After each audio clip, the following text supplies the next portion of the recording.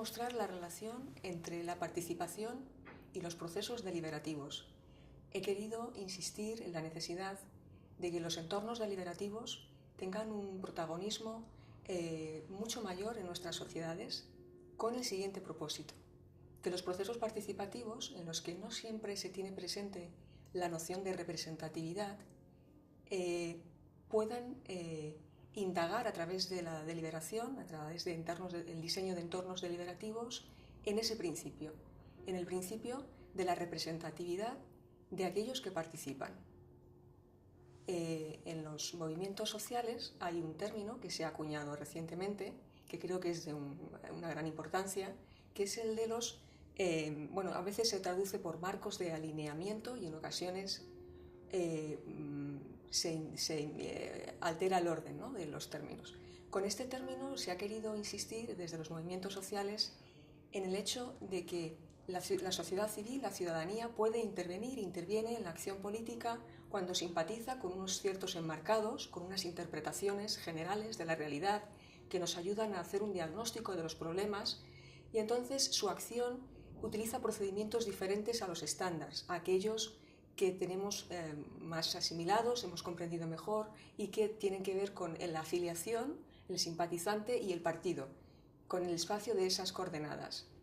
Sin embargo, los marcos de alineamiento describen el comportamiento político de la ciudadanía. Yo he querido insistir en que esto es muy importante y que da lugar a unos procesos de participación diferentes, pero también considero que hay que atender al principio de la representatividad. Por ejemplo, en el diseño, en la concepción de la democracia directa, de la democracia en su relación con Internet, las personas se autoseleccionan y participan. Sin embargo, esos procedimientos no siempre atienden a la representatividad de la muestra o de la participación que se está dando. Creo que a través del desarrollo de un modelo de democracia deliberativo se puede incidir en ese aspecto de la representatividad para que haya principios que no dejen de atenderse, como el de igualdad, de acceso a la propia participación y otros muchos.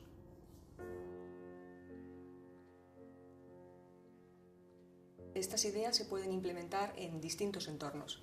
Desde luego, en el entorno de Internet se puede hacer, y hay investigadores que están trabajando en modelos de democracia deliberativa a gran escala.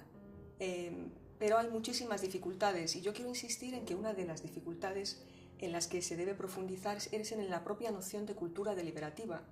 Es decir, estos entornos, el entorno de la deliberación en el ámbito de Internet está conectado con la experiencia de la democracia tal y como la vivimos en la vida ordinaria. Entonces, creo que se debe profundizar en ese continuo, asegurar el continuo desde la sociedad civil, desde los entornos de deliberación más ordinarios, a los más profesionales. Por ejemplo, en el entorno jurídico la deliberación está muy desarrollada.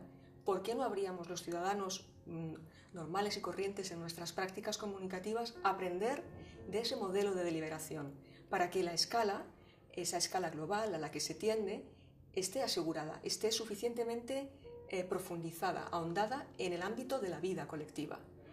Yo creo que se pueden conseguir estas cosas teniendo una definición de deliberación profunda, que atienda también a las particularidades de la vida cotidiana, de cómo la gente delibera en los distintos países, en los distintos entornos, cómo afecta, cómo se produce la conversación, si es a dos, si intervienen 20 personas, si intervienen 50. Tenemos ya una experiencia de que estas cosas afectan a los procesos comunicativos, a los principios que utilizamos para que esos procesos comunicativos sean legítimos. No es lo mismo atender las demandas, por ejemplo, para atender a demandas que tienen que ver con el entendimiento de la información cuando una persona no entiende un idioma, que cuando todos participan de ese idioma en común, ¿no? La filosofía es fundamental en el ámbito de la política. Precisamente hace poco, el día 19 de noviembre, que fue el Día Mundial de la Filosofía, que ha sido recientemente nombrado por la UNESCO, tuve la oportunidad de participar en una mesa redonda organizada por el Instituto de Filosofía del Consejo Superior de Investigaciones Científicas, y allí pues ensayé junto a los demás colegas una concepción de la filosofía que está muy arraigada en nuestros sistemas de gobernanza, que son afortunadamente muy plurales y en los que tenemos que seguir ahondando para que esa pluralidad epistémica, política, realmente penetre en todos los demás ámbitos. Me explico. Está muy claro que habría una gobernanza de la ciencia. Hay muchos colegas que han hecho un trabajo para hacer que estas ideas sean casi ya de sentido común a día de hoy. Pero también hay una gobernanza en el ámbito de la educación, en el ámbito, por ejemplo, de la ciudadanía, de la política. Creo que la misión de la filosofía no es solamente divulgativa, es también la de profundizar en todos esos sistemas, estar acompañando siempre a esos sistemas.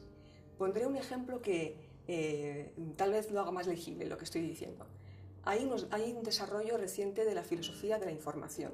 Todos sabemos que hay unos sistemas de información, ¿no? Las tecnologías de la información y de la comunicación, pero tal vez no tengamos tan presente que la filosofía reflexiona dentro de ese ámbito. Con lo que quiero indicar es lo siguiente.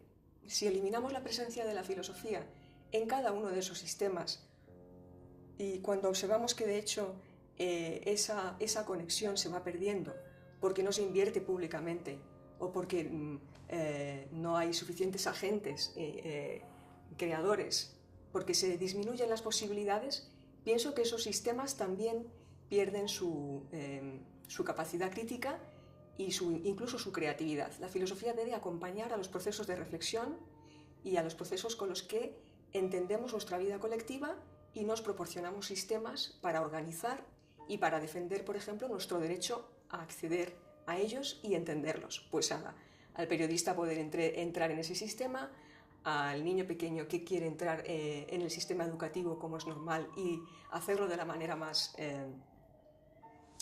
lúdica, más serena. Creo que la filosofía puede garantizar que ese acceso se realice de la manera más reflexiva, como digo. No da soluciones, pero sí introduce un elemento de observación, de análisis y de cultura en general.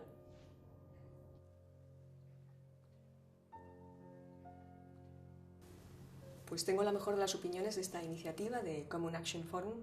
Creo que es muy necesaria al nivel de la ciudadanía. Creo que todos los ciudadanos pueden enriquecerse de este tipo de convocatorias, de espacios colectivos, donde nos encontramos personas de diferentes procedencias culturales, lingüísticas, para compartir nuestras experiencias como profesionales, pero también como ciudadanos.